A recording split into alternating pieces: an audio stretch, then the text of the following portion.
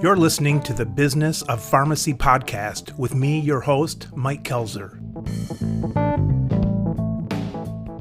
Well, hello, Adam. Hey, Mike. Thanks so much for having me on. Thanks for joining us. I've seen you all over, and you're always popping up on my screen, and it's time we sat down and talked. Finally, almost a year later, right? Yeah. Adam, for the people who haven't come across you, introduce yourself and tell our listeners what's going on hot. Why are we talking today?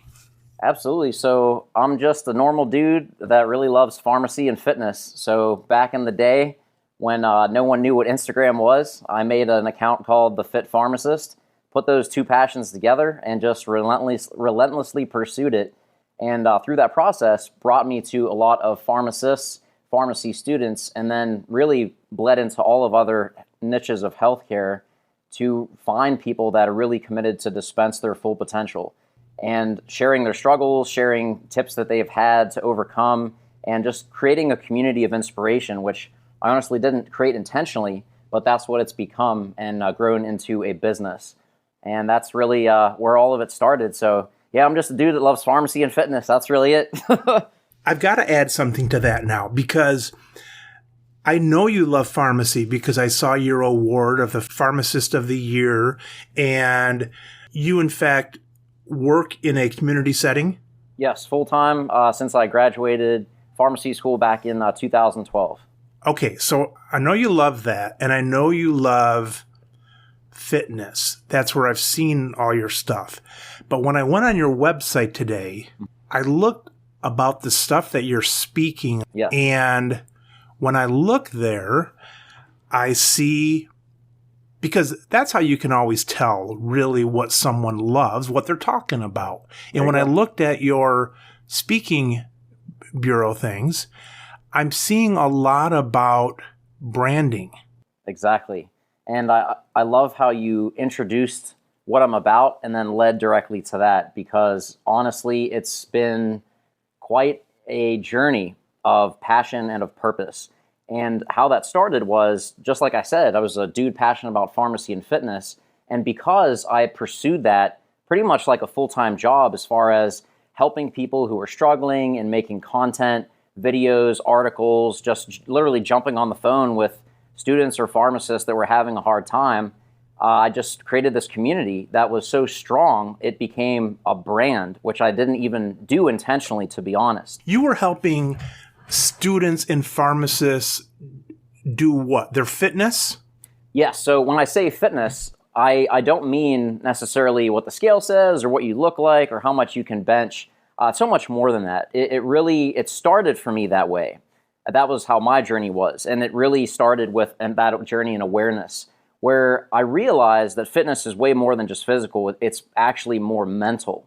And if you're in pharmacy, you know exactly what I'm talking about. Stress, dealing with the environment, exams if you're in pharmacy school. If you don't have your mental fitness on point, you will destroy yourself. Mentally, physically, you won't want to go to the gym. You'll make less than ideal food choices, to say it as good as possible. Yeah, right. So yeah, that's really an all-encompassing. So you've got your mental fitness, you've got your physical fitness, and then where I've really dove deep into in the last few years has been spiritual fitness. Yes, I've seen that. And really bringing faith into pharmacy. So that's really been my vision for myself and what I've helped other people do as well. If you haven't been on to see Adam's stuff, you got to go on, because he does a lot of recording when he's out walking and things like that. And I love to see that combination of things. But Adam, when I see your speaking stuff now, you're talking a lot about branding. Yes. Now, if I told you right now, Adam, you've got to take one of the three away. You can't do one of the three anymore. Which one would it be if you had to take one away? It would be the one that the audience needs least. And that's really where my brand has come from, is how can I best serve my audience? It's not about what I want or, anything like that. It's who's my tribe and what is most important to them. And that's what I'm going to do. And that's actually where the branding stuff came from. So I was really passionate about fitness and pharmacy and sharing that types of content. But about a year ago, I started to have a lot of people hit me up on Instagram. If you're there, that's where I'm most active, at the Fit Pharmacist. But they'd be asking like, dude, how did you build such a strong brand? And I was like, what do you mean? Like, I did not go into this like posting social. I did not like, oh, I'm going to build a brand. Like, that was not my intention at all. But I started to realize that that's exactly what was created, and it was strong. I have people actively involved from about 30 different countries. I have my book sold in 20 countries. I have people all over the world. I went to speak in Ireland in January, never been there before, and 90% of the room knew who I was. That blew me away. And I was just like, what the heck is going on? And so I started to realize that, dude, you built a brand. And I was like, I got to figure out, like, reverse engineer. So straight up, I wasn't this like, guru genius of like, here's the plan and da-da-da. It was, I followed my passion genuinely. I came at it with, how can I help people? Not like help people second, but first, like, I have this passion. What are people reaching out to me about? What are they struggling with? Where is there a spot in pharmacy and in healthcare that needs to be improved as far as making solutions easier, simpler, or just more entertaining? Because, pharmacy can be super stressful. That's one of the things I started my whole brand and talking on. So if you can't have fun doing it, you're not going to last in the long term. And that's really what I'm about. They latched onto your brand building without you even knowing it. In working and meeting and speaking with literally thousands of pharmacists and students over the years, I found those that make the most impact are those who have a strong passion outside of pharmacy. And here's how that works, and why having a personal brand is really so essential to stand out in such a competitive industry. When you go to pharmacy school, regardless of where you go, you're taught to think a certain way because you're a pharmacist. However, there are problems, issues, things that might be, quote, solved, but not ideally. So if everyone's thinking the same way to solve the same problem, you're going to get the same result. The people that are innovating and leading pharmacy, they're awesome at pharmacy, but they also have a side hobby, a passion that's not necessarily directly related to pharmacy. But because they're thinking in that lane, in that niche, in that mindset, they have that capacity to bring that way of thinking over to pharmacy. Because how many pharmacists do you know that are race car drivers? How many pharmacists do you know that are professional poets? I know these people, but you might not have heard of them. So when they come into a problem, a situation, they're like, oh, well, in poetry, when I get stuck, this is how I come up with my next line. Well, whenever I am driving 150 miles an hour on a racetrack, I don't look at the problem at the wall dead ahead. I look where I want to go, because that's where the car is going to go. I'm going to take that same psychology and apply it to this problem, and that's how innovation happens. It's not based on coming up with something that no one's thought of before. It's just exactly what you said. It's taking what another industry has done and putting it to your own industry. And you can see that across everywhere. You look at everybody, like Dyson comes to mind with his vacuums. He's always comparing it to something else, how he did this because it was something else. And so that's a very strong determinant of ingenuity and invention, just taking something from the other part of life. On the branding, when people come to you and say, what do I do for branding? It seems to me that the easy answer is find a passion and tell the world about it. What am I missing there? So that's part of it. And you definitely want to do something that you like, because there is going to be a lot of times where you don't want to do it. But if you like what you're doing, you'll be able to push through that and be so glad that you did. But when it comes to building a brand, here's the reality of pharmacy. And if you're a pharmacist or a pharmacy student, this will be not music to your ears, but you'll nod your head, but also just shake your head because it's so true. The reality is that competition is just out of control to the point, and this is the truth, every single person graduating has a doctorate. And back in the day, even before PharmD land, B-Pharm, if you got that doctorate or B-Pharm, you were set for life. You could get a pension, you could, rock it with six figures, all this stuff. Nowadays, it's now up to the level of doctorate is the standard, but that's not like the end point where you can rest on your coattails and coast through your career. That's your starting place. That's where the game begins. So I'm not saying that you have to go out and you have to do a residency, you have to do a fellowship, you have to go and get more degrees than a thermometer. What I'm saying is you have to leverage your expertise. I know people that, quote, only have a PharmD that are thriving and dominating their career in a niche where others have, masters, PhD, all that stuff. So it doesn't necessarily mean you have to get more degrees. What it means is you have to get focused. And the key with a brand is not being a jack of all trades and master of none, but it's this. You want to be able to go an inch wide and a mile deep. So if you're going to take that deep dive, you better do it about something that you enjoy. Do you still talk brand to people outside of social media? A lot of people hear personal brand and think that's synonymous with social media.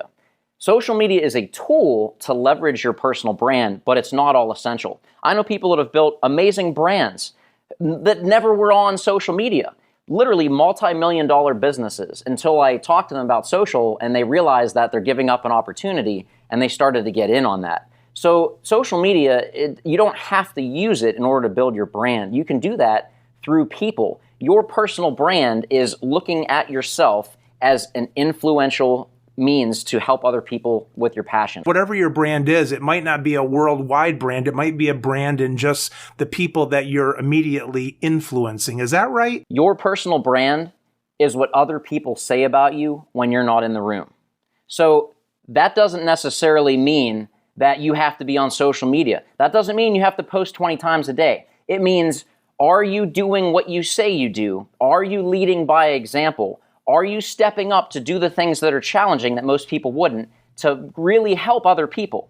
Because you can post all you want, and I see this unfortunately all the time, is you see someone on social that acts, they have this image of one way, but then you meet them in person and they're not anything like that. And that's one reason why I love speaking, because you get to see I'm the crazy, weird dude, the same on social as I am on person. Like, that's genuinely me. So, and by the way, I can't take credit. That's actually a quote from Jeff Bezos of a company you might have heard from.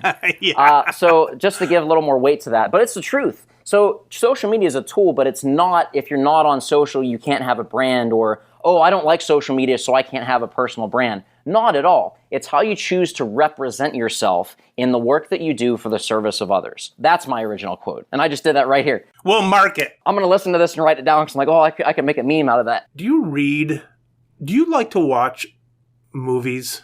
I read 3 books a month, and if a movie catches my eye, I will definitely be all immersed in it. I used to read a ton until I was like 40. And then, a lot of the stuff was repetitive. Sometimes you hear stuff up to a certain age, and it's repetitive. You read 3 a month, and that's a goal of yours. I wouldn't necessarily say a goal as far as a habit. Like, it's just been such a routine, and it's improved so many areas of my life.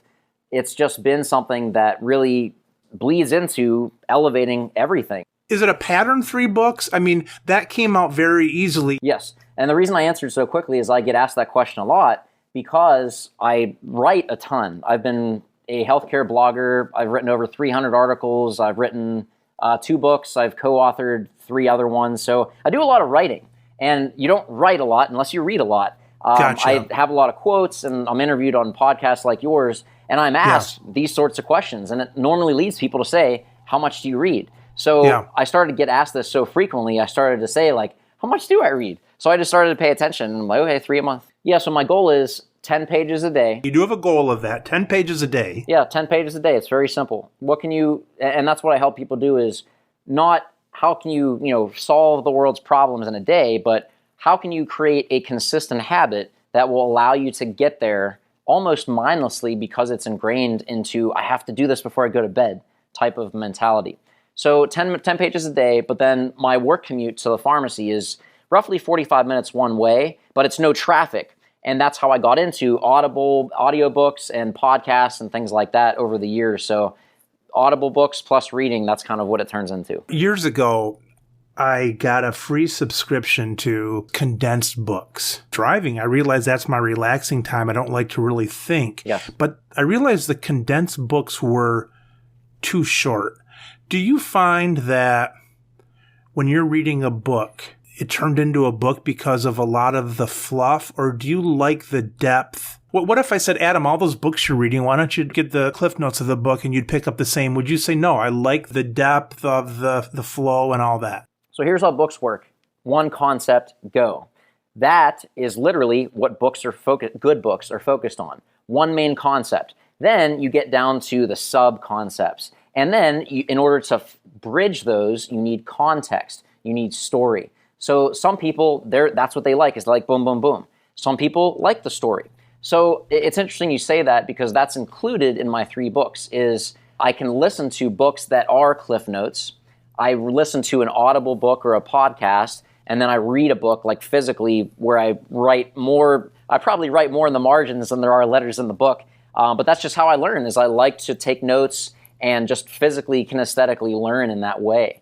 So I think it really depends. And if you're in a high traffic area, like for me, I wouldn't be able to focus. But some people do. With that definition, do you feel cheated with Cliff Note books, or do you usually like to get through a book? Well, it depends. Like if you want to do a Cliff Note book, maybe that sparked such an interest, that one point, that one idea, that you want to go deeper. And it could be a time saver. So maybe you thought it would be this huge enlightening thing. You read the Cliff Notes and you're like, that was dumb. I knew that already. So you just saved yourself immense amount of time from reading a book and not enjoying that process, because that would probably lead you to break that habit. So it could be very valuable, not just for allowing you to learn something, but really bring you to a crossroads of, do I want to dive deeper in this, or is this something that I need to put on the shelf? A psychiatrist I listened to recently said that most people, if you stress them in 2 or 3 areas, they're going to be like a raft where a seam is going to break loose, and that's going to be their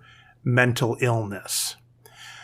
So, Adam, what mental illness do you feel closest to? Do you feel susceptible to any mental illnesses? And I'll tell you, for me, it's too many things happen and I start to get anxious, Yeah. And then sometimes I get depressed because I'm so anxious. If you got pressed in certain areas, and who knows what they would be, maybe your health got taken out from under you, maybe family member, maybe career something or other, what mental illness would you think you'd be most susceptible to?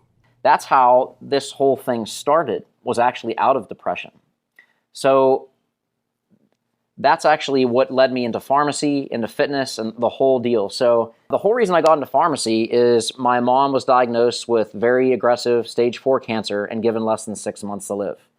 Now, at the time of diagnosis, I did not know that, because her attitude was such that might be what the doctors say, but that's not what I believe. So she literally did everything she could and ended up fighting for 5 years. But in that time, and a little background story on me, I knew no pharmacists, no family members, no neighbors, nobody. I didn't know what a pharmacist was. But we were in the pharmacy most days of the week. So all I knew was these were really smart people in white coats running around like chickens with their heads cut off. And that's all I knew. That was my view of pharmacy.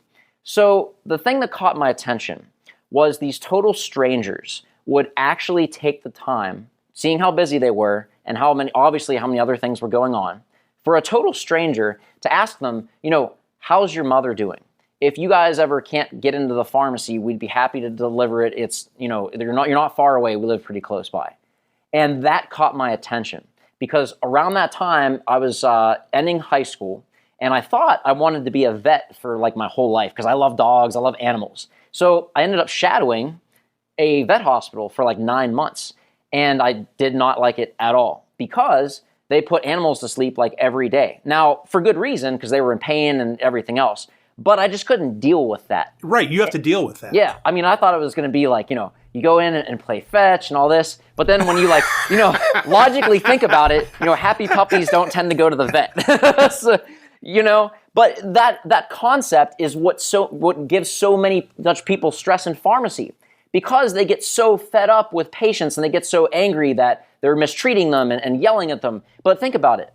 Are people that are having a great day, that are super healthy, coming into the pharmacy just to say hello? No, right. Or were they just diagnosed with an illness, or their wife was just in a car accident, or some catastrophe happened? So you have to realize that people coming into the pharmacy are not having a good day. And most people, not just in the pharmacy, but just in general, don't have self-awareness. So they might have this unresolved pain. They might have this unresolved anger. They might feel like they're trying to talk to their doctor, but their doctor's not listening to them, so they're super frustrated. So what ends up happening is they start to project these feelings onto you. Now, I'm not saying that you should tolerate abuse or anything like that, but what I am saying is you have to realize where people are coming from. You have to realize where you are. You are literally in a place where sick people come to get their medication. They're not having a good day. So if you approach that with grace and compassion, you're going to, and realize that if there is some interaction that's not, ideal, realize that it's not about you. It's about what they're dealing with. And realize that most people are just projecting those to whoever's around them.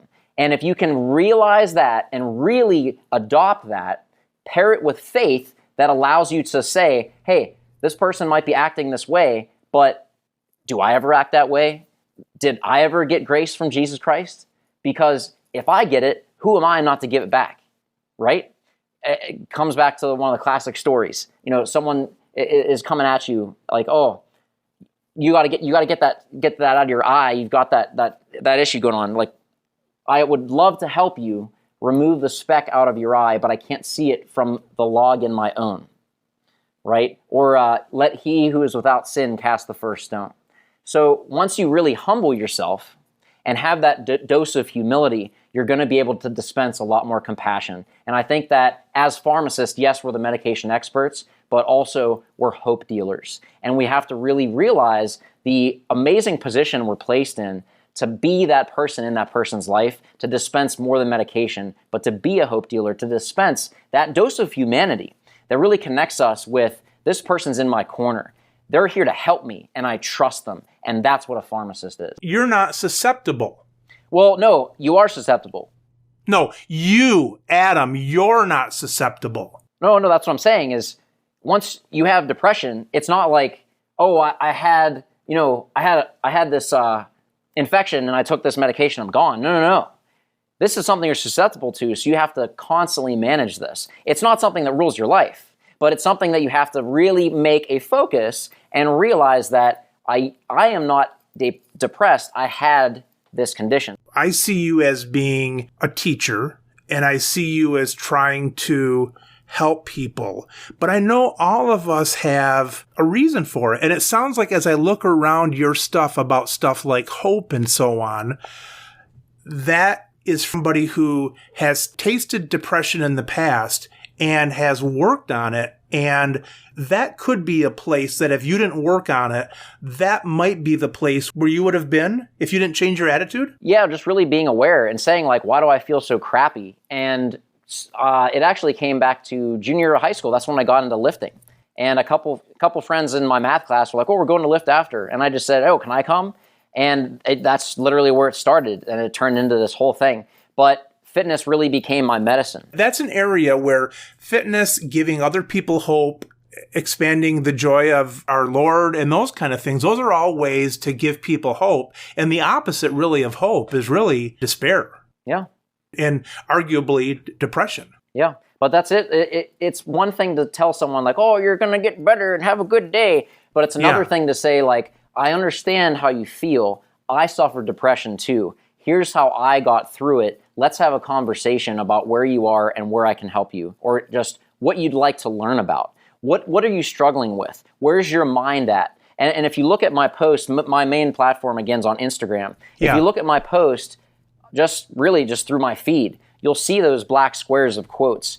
And it's not just posting a motivational quote, but if you read the caption, there's story behind where that came from and leading people on that story to a place of understanding of what that means, giving it context from either someone that I've met in my life or someone that has been in my life and sharing that story through that process. Right. So I think that's really what, coming back to the personal brand, is it's how can you use your story to be of service to others? Because when you share that, the good, the bad, the ugly, you're going to be able to tell other people who are feeling hopeless, who are feeling like I'm labeled as this or I'm labeled as whatever. I can't do it. I'm not good enough.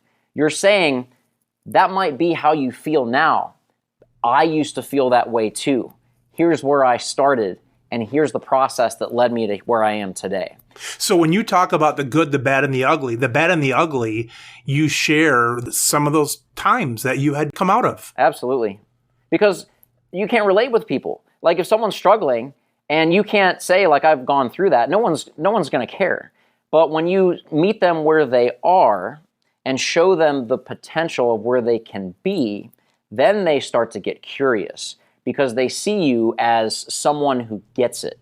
And I think that's why with my speaking career and helping people with branding, it's become so impactful because I practice what I preach. It comes back to that same concept.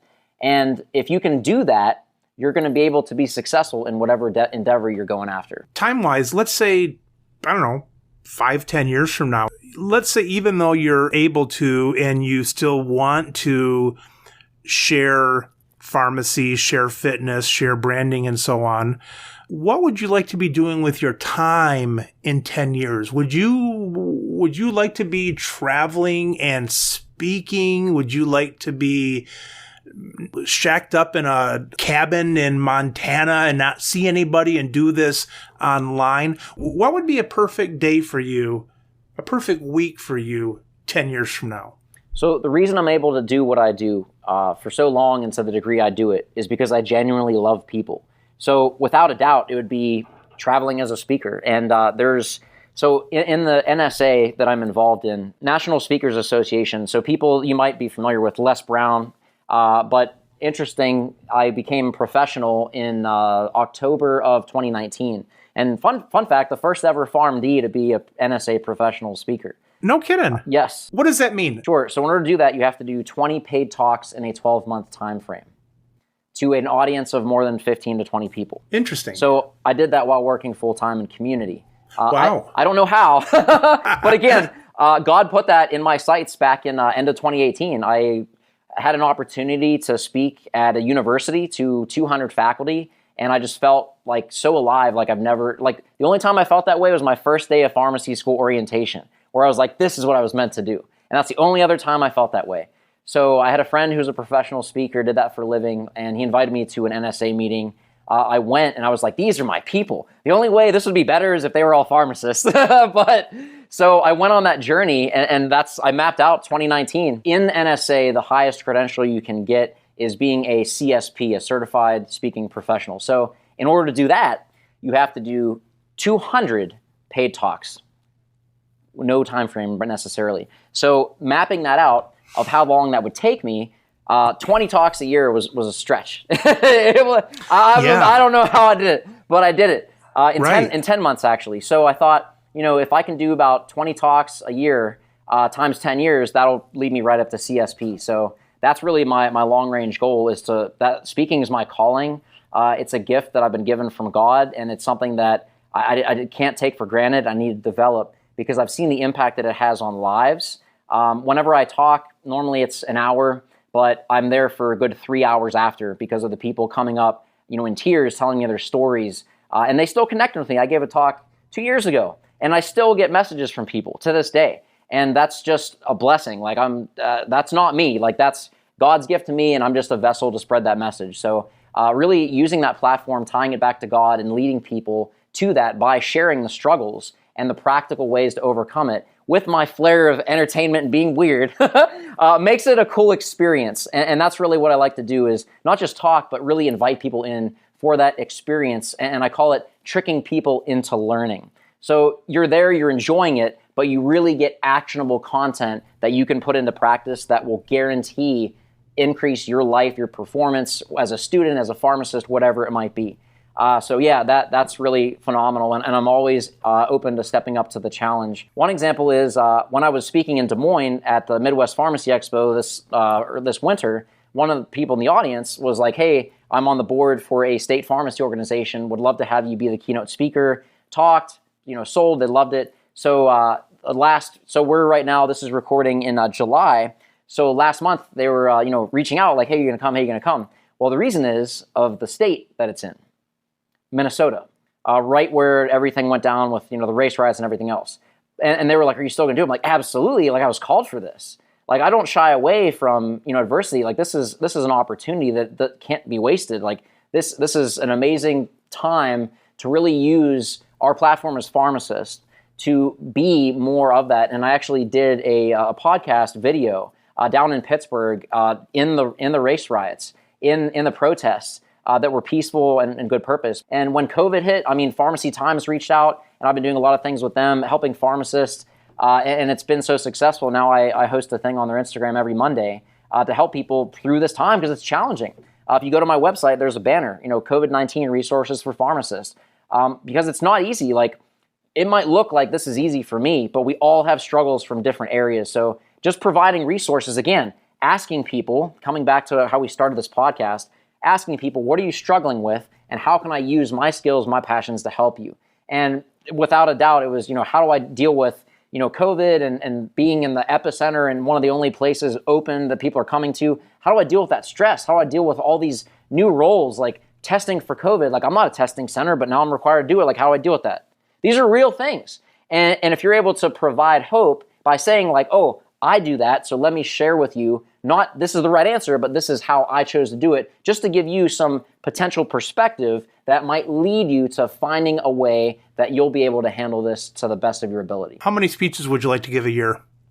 I think, I don't really, so again, like 10 to 20 I think would be healthy because again, if you don't use it, you lose it. No. When you've resigned from pharmacy because you're speaking and everybody wants to hear Adam and you're going around the country, how many will be too many? For example, I imagine you wouldn't want to do 365 talks a year. That might be the need, Ben. But I don't know. Like, I don't know if I'll have kids. I don't know what that's going to look like. So you really have to look at the context of it. So my answer to that would be, what will the calling be? What will the need be for the services, for the skills that I have? And where will my life be in a way that I can line that up so that I wouldn't spread myself too thin, but be able to show up at the best of my ability to serve those who are in need of it. And that could be your full-time job? It could be, but I love pharmacy, and I get asked this all the time. Like, dude, when are you going to leave? When are you going to leave? I love it. I don't want to go nowhere. All right, but when are you going to leave? Dude, I love it. I know you love it, Adam, but there's always a point where, let's say when you're a popular speaker and you're pulling in X $1,000 per talk, I know you love it, but I love a lot of things. It doesn't mean I do it. So, yes. Everybody's like, oh, I'll always work 5 hours, 10 hours a week. I say, no, you probably won't. When does that time come where you say, no, you're not, you still can love it, but you can love it as a memory instead of working a 4 to 8 hour shift? When does that time come? That's an excellent question that I don't have an answer to. All right, straight up. All right, here's another question. You're at your speaking engagement or you're flying there and you're hanging out and you have a talk in the afternoon and then a talk the next morning or something, then you fly out. What kind of people can't you stand being around? Ooh. What kind of personalities would you get back from your talk and say, that was a pain in the ass being around that guy or that lady? What are they bugging you? I think that every opportunity is an opportunity. No. Yeah, I'm not settling for that, Adam. Well, you're cutting me off. I'm not able to finish the answer. All right, so the answer is, you have to really look at what that is. So I had one talk where I guess you'd call it a negative Nancy, where someone just was, Debbie Downer, all this stuff. And I just asked them, like, hey, I'm really curious, like, what has led you to a place where this is your reality, where you're just shooting everything down? And they just opened up about their story. And I just shared with them some context to help with that. So at first, the first perspective I used to have back when I started is I don't like negative people. I don't like spending time with that. But over time, I started to realize that those are actually the best opportunity, because those are the people who need to hear this. They're the people that have given up, or they've been screwed over or betrayed or whatever that might be, to the point where they don't even think hope is an option. And even when hope is literally staring at them on the stage, they don't want to hear it. So if you discount those people, you're giving up an opportunity to really meet them where they are and understand them. So again, seeking to understand rather than be understood, and see how can you lead them to a place, not to change their life, but just plant a seed of maybe there is some hope. That is where the gift is. Are you done? Yes. All right. I listened, right? You got it. But you didn't answer my question. All right. So you like Debbie Downers now because it gives you a chance. What kind of people bother you still then? People that don't show up or people that leave in the talk. Okay, but you're going to twist that to something good too. And then I'm going to say, well, you didn't answer my question, Adam. So if you're going to put a positive spin on that, I'm going to come right back and ask you again, all right, then what kind of people bother you? People that keep asking you questions in interviews? I think this is really where faith comes in. And I'm not really one to be a judge. Yeah, right. At all. And that's really where this comes in is if you asked me this question 5 years ago, I'd probably spit out a list. Gotcha. But once the humility came into play, I realized that I can't label people as, I don't want to deal with them or they're undesirables or anything like that. Yeah. It's which one's going to be most challenging, because I really believe that when you have an interaction that ticks you off or just is wrong, instead of getting upset and saying like, I hate people like that. Yeah, right. What I started to do is pause and say, why has God brought that person into my life? And or why does God want me in their life at this moment? Right. And once I started to look at life that way, it changed completely. So that might not be the answer you want to hear. No, I got you. That's the honest to God's truth of how I look at it. I don't disagree with you. We can find good in everything. And like you said, with the humility, because we all have these thoughts inside of us. We can't label ourselves as all of those. How about someone with pride that doesn't think that they need to change?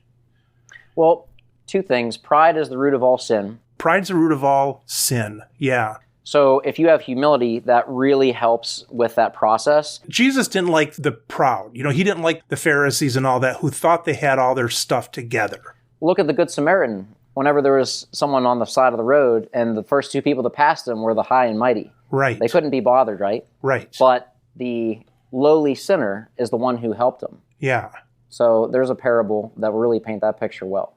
But in regards to what you're asking, prideful people, you can't help people who don't want helped. Just looking at pharmacy, right? You have all the knowledge as a pharmacist. You've got all the knowledge in the world. You can talk mechanism of action, side effects, discounts, whatever. But and those who recently graduated pharmacy school, or those who have been practicing for a year or two, you know what I'm talking about, where you graduate, you took your NAPLEX, your MPJE, you're on fire. You're the pharmacy genius, right? And you probably, that's where you're at. I never really felt that way yet. I'm told these things. I think I missed the boat on that one. I'm told these things, but whenever you interact with patients, you really want to give them your absolute best. You want to, counsel them for, an hour and all this stuff. But if you have someone that really doesn't care, you've got to manage your time well, but you can't really force people to do what they don't want to do. Yeah. And I started my business in coaching back in 2013, and I learned that very quickly, is, we might have the best intentions, we might see the path. They say they have this goal, we know where they are, and we know where they're looking to go. So we can coach them all we want. But if they're not ready, you can't do anything about it. Let's look at, from the pharmacist perspective, smoking cessation, the trans-theoretical model of change. You've got the pre-contemplative, the contemplative, action phase, all that. If someone comes in and you see them, they're smoking, and you say like, you want to quit? And they're like, no, I want to buy a pack of cigarettes. Why do you guys don't sell them no more? Are you going to go into talking about that? What are you going to do? So it's the same type of thing. Yeah, so it's not a disdain for those people, but it's just like there's not a connection. They don't need you at that point, and then you don't really have that connection. So it might be how's the weather and that kind of stuff, but that's about as far as it goes. Yeah, I mean, and with that, it's not that, you discount those people or write them off, but it's having a conversation, and instead of looking to change or guide them, what if instead you just planted a seed, just a thought? Like maybe, you're doing great things, but maybe there's a way to take those great things and put them in a way that you can actually help others more. Just planting that idea. Like, what do you think about that? Not telling someone you have to do this or you're wrong, you have to change, but just having an honest conversation and hearing what they do. Because one of two things can happen, or both. One, they might stop and think, and you might never know what happens from that. And the other thing is, the pushback that they give you might plant a seed in your own head. Yeah. And might give you a dose of humility. Right. So that's why these interactions, and again, I know that's not the answer you want. I was messing with you to kind of find out where this went, I appreciate that, but that's actually how I live my life. And if you ask anyone, like look at any of my posts, it's not like, oh, I'm a blind optimist. I'm a realist in the fact that if you look at it, seek and you shall find. If you look at negative people are negative, and I only want to be with positive people, Let's look at Jesus Christ. Did he hang out with all the people that were leading the church, all the holy, mighty people? No, he was hanging out with prostitutes and sinners, because those are the people he could help, and those are the people who needed him. If a spark was going to show in their eyes, it was going to be from them, typically, not the high and mighty. I'm not trying to live a prideful life, but I'm really trying to approach it with humility and ask, how can I live my life like Jesus? I'm not perfect.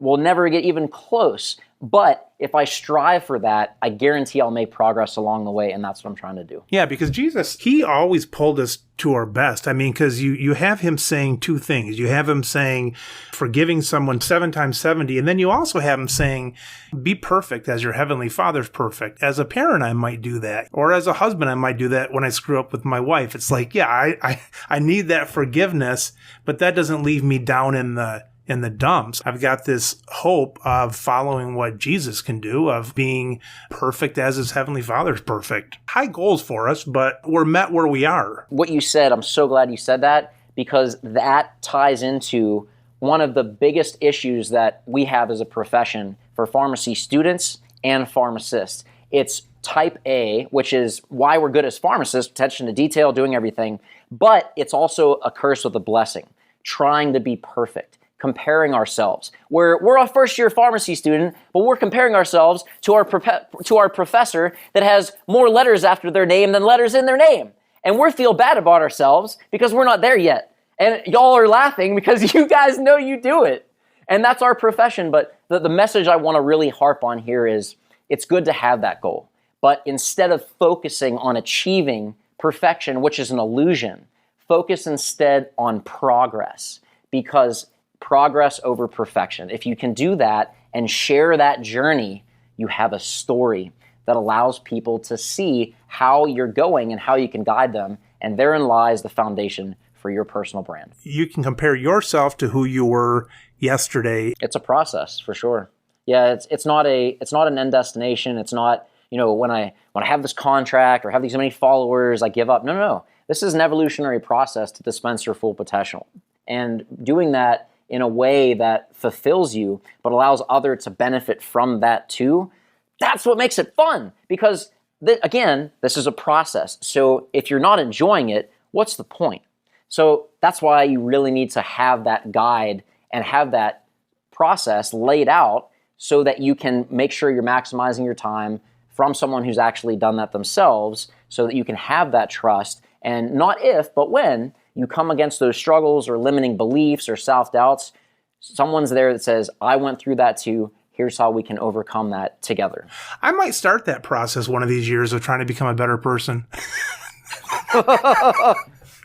I'm not sure when. Well, Adam, it's been a pleasure. I can picture you in stages across the country bringing this important message to people. So keep up the good work. Thank you, sir. I appreciate the opportunity. And thank you for all you're doing with taking so many amazing leaders that they humble me. Ton of great people. Yeah, just phenomenal. And giving a voice to them so that they can share their story and give that just spark of hope to make people think, I wonder if I can do that too. Yeah. All right, Adam. We'll be in touch. Thank you, sir. Thank you, sir. You've been listening to the Business of Pharmacy podcast with me, your host, Mike Kelzer. Please subscribe for all future episodes.